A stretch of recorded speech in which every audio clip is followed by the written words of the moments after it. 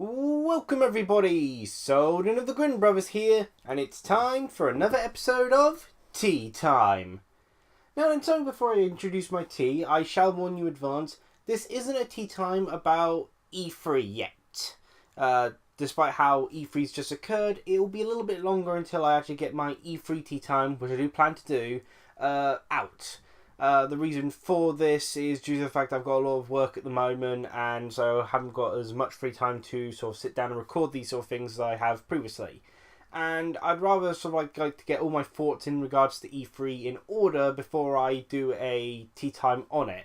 Unlike, I think it was the previous year, I didn't do a tea time immediately after each conference. In fact, for this year, I only actually watched the three sort of main conferences, so there's a little bit of information gathering I'm still going to have to do. And so this tea time, not the E3 tea time yet, but I do plan on doing one. Anyway, I should probably introduce the tea as per usual. For today's tea, I'm going with from Wittard's, a lemon and ginger herbal infusion tea. Let's see here. Is that the right side? Yes, right side. Invigorating ginger with a citrus kick, blended with blackberry leaves. You said lemon and ginger, no blackberry. You lied to me. Okay, invigorating ginger with a citrus kick blended with blackberry leaves for a soft, sweet finish. I'm trying this without milk, despite it being the first time I'm trying this tea. I like lemon and I like ginger, so in theory I should like this tea just fine. It smells very nice. Though I've pretty much only ever had ginger teas when I've been feeling ill, because it really does help. So maybe, when I'm ill and trying them, they may throw off my taste buds. In any case, I'm being a bit daring with this and trying it without milk, where usually I try out with milk first time round in order to get used to the flavour of a new tea. I may still try it with milk for the next tea time I do, which will of course be the E3 tea time. But no, this tea time isn't about E3, though it's about something that did also get shown off at E3. This tea time is in fact about something that I probably should have covered earlier, and that is the ARMS Global Testpunch and my thoughts on it. Now, I'm not sure if in the current playthrough that we're uploading at the moment, that being Shantae Half Genie Hero, whether I've already discussed about it within Shantae Half Genie Hero, and sometimes my tea times do intersect like that. But, I experienced the ARMS Global Testpunch, or what little I could experience of it, and there'll be an explanation for that. And I feel like I want to share my thoughts on it. After all, the previous tea time, in terms of what was order of uploads, was actually my reaction to the the second ARMS Nintendo Direct. And there's an important statement I'm making it. I shall provide the clip here. Well, as you can probably tell from my reactions, I enjoyed it quite a bit, and I am looking forward to ARMS quite a lot. It is, as I've probably mentioned within the reaction, my most anticipated Nintendo Switch game. Now, the funny thing about that statement, whether it be the clip or what I had to say myself, is that despite ARMS having been my most anticipated game for the Nintendo Switch, if I can call the title of this tea time anything, it's the ARMS Global Mispunch. That being, rather than convincing me to get ARMS, the Global Testpunch has convinced me to not get ARMS. And at this point of this tea time, ARMS is already out. I have passed on getting ARMS. Rafi is planning to get ARMS, and I'm, appreciate the fact that he's going to get it. And there's no real reason for us to both have ARMS. We can both play via our respective Nintendo Switches. The save files are profile based, so in theory I'm still getting ARMS, but I'm no longer purchasing it myself. And the reason isn't due to the quality of the game. What I played of it, I found very enjoyable. I played as Master Mummy, and I had a pretty good sort of track record of him. On the first day I played Master Mummy, I got 100 points. Apparently I heard that wasn't actually that common. I racked 100 points within less than an hour, actually. I got just over 100. And I think I did fairly well. I was getting quite used to the mechanics. Master Mummy was pretty much the only one I was able to truly get a handle of, but I only really tried out 2 characters in the end. However, my second experience went a bit hectic. One, I tried playing it within the game room, and the signal just doesn't work at all in the game room. And when I did manage to find a spot for it to get signal, it had my back right up against the door, and I couldn't barely even move my arms. Also, Dad was going about the house trying to change windows at the time, so there was a lot of problems. I then tried playing in the front room, where I played the first session of ARMS, and I encountered the similar problems, but to an even worse degree when I tried to have to play as the more agile ribbon girl, where I had to be more careful of where I am and where I was moving to. And other players have just started getting better at the game at this point. When I first played, I feel I got used to the game a lot quicker than other people, but by the second time I was playing on the next weekend, no, it was the next weekday, sorry, it was the Sunday. Yeah, that was the second time I played. I was playing on Sunday. But at that point, people were getting a bit, used to being able to maneuver about a bit. So I had to be more careful with my punches and aim them better. Something that I couldn't do. Because for the same reason that Splatoon 2, although I'm interested in it, I'm waiting for Christmas to get it, ARMS has the same sort of problem, but to an even worse degree. Due to the Switch's internet connection, I cannot play it on the TV. In the game room, unlike the 3DS or the Wii U, which get perfectly fine internet signal here, I cannot play a Nintendo Switch game online in this room. The very room that we do our recording in cannot activate anything online with Nintendo Switch. It just doesn't want to work at all. The best locations I've got are the tiny craft room filled with my mum's stuff and where she's also doing her hobby half the time, the hallway, and the entranceway to the front room where I have to move all the sofas out of the way. And the worst part is it's not on the TV, it's in tabletop mode. When people warn you about, sort of think, ARMS, I wouldn't want to play on tabletop mode, they have a good point. Because playing ARMS in tabletop mode is terrible. For start, mainly because you can't see what's going on screen. Like I said, before with Master Mummy and at the start where people weren't moving about too much, it wasn't much of a problem. I could plough my way through the opponents. But when I had to think about where I was moving to and control my movement, that became a huge issue because I could barely see my character, particularly in getting a good distance in order to throw punches. I'm a big supporter of motion controls, so the very idea of playing a motion control focused game without the motion controls just seems insane to me. I don't see the appeal of that, so handheld mode was never an option. So it left me just with tabletop mode, and tabletop mode just doesn't give me any proper experience to play it.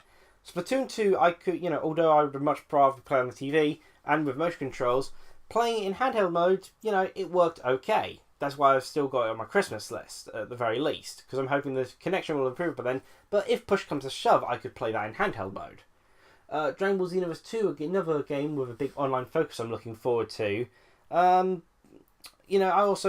played it via the Xbox One. I'm used to playing with the physical controls. Whilst motion controls are a big key reason why I'm interested in that game, I can still play it in handheld mode if I need to. If I want to go online, I just have to play it on TV offline. And if the internet connection still is not improved on the Nintendo Switch, but I'm hoping by that point it will, then I'll just go in the hallway or the front room and play it in handheld mode. But with ARMS, that really doesn't feel like an option. And the other big problem with ARMS is they're trying to make another Splatoon. That was obvious in the fact they called it Global Testpunch. Global Testfire, Global Testpunch. Nerd Rage Comic had a sort of joke about it being cohesive branding, and it's pretty cool. But it already set a very clear direction for what ARMS is. ARMS is a very online focused game. I'm not thinking much in terms of the wider story, and that's also kind of worrying given that it's a fighting game. And despite how people say that fighting games don't have great stories, what fighting games do have is stories connected to their characters. And back in the old days, that meant an arcade intro and ending sort of thing. Nowadays, they've got bigger story modes, but I feel they don't actually serve the characters nearly as well as the kind of concept of a what if this character were instead sort of thing, which I felt got to present the characters a lot more, even in sort of the CG cutscenes where they never really talked. I felt that kind of gave better sense of the characters. Or rather, it was more open to interpretation, admittedly, but it was an enjoyable thing. And I feel that ARMS might not have that huge focus. It might not have that big sort of advantage in the fact that they are focusing so heavily on the online mode. Again, as I said, I like the core gameplay. Though, gosh, 1v1v1, 3-player matches, they can go burn. They are absolutely dreadful. Like, 2v2, fine. Free-for-all, fine. They're a little bit awkward. They don't tell you how to actually switch camera switch targets in the game itself. You have to go to like the options or tutorial menu. Go out of your way to find out. And it's in an awkward position. They could have easily made it a better position. The minigame mode they had, the volleyball one, V-ball, that was a lot of fun, I feel, when I could properly see it and sort of properly connect with it. Again, I had some sort of connection difficulties when playing the second day, in terms of my Nintendo Switch's Joy-Cons weren't punching in the right directions I wanted them to. But again, I do feel that is because sort of location, having to move all the sofas and such, I never could quite get the right angle, the quite height for the Switch to be in tabletop mode. I enjoyed all these modes, except, 1v1v1, the free-player mode, those are god-awful. They are absolutely dreadful. It just becomes a case of two people picking on one person, and then the other person who hasn't been hit yet fights and then wins. It's an awful, awful system for that. Free-for-all, so much better. 1v1 is great, and, it's got cool modes, but, again, it's hindered by its focus and direction. The fact they seem to be heavily focused on the online to a point where I don't feel like I will be able to get much enjoyment of it, given its main aspect is its motion controls, and I can't utilise those online unless I can play it on my TV, which I cannot. So yeah, ARMS went from being my most anticipated Switch game to a game I'm not even getting. It's one I'll be able to play and enjoy thanks to Rafi getting it, but it's one that's kind of fallen off my list. On the bright side, it's saving me some money. On the negative side, for 2018, Nintendo have revealed quite a few games that will grab my interest, and yeah, I'll be talk about that when E3 comes. The E3 tea time comes. E3's already come. But yeah, I just wanted to share my thoughts on my experience with the Global Testpunch. It wasn't quite as positive. I mean, the core gameplay was positive, but the flaws of the Nintendo Switch system itself, come into effect. It's like when I play a PS4 game, I always have it's nice, but I'm not a fan of the controller still. I've got flaws with it. That was a small hindrance to Gravity Rush, for instance. I wasn't as big of a fan of the PS4 controller. And say if I play a fighting game, Xbox One controller I feel is a lot better in terms of sort of how it feels and such in my hands than the PS4 controller. And likewise, the Wii U gamepad is my favourite controller of all. And so the Nintendo Switch's games, like Pokken Tournament DX is coming out, but I do feel that whilst it's got a lot of cool new features, I'm not sure if it's ever going to beat out how I feel about Pokken Tournament on Wii U, simply because Pokken Tournament on Wii U has the better controller. It has the one that feels so much nicer to use and play. But yeah. So those are my ARMS Global Testpunch thoughts.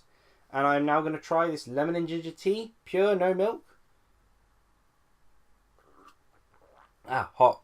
I should have waited longer.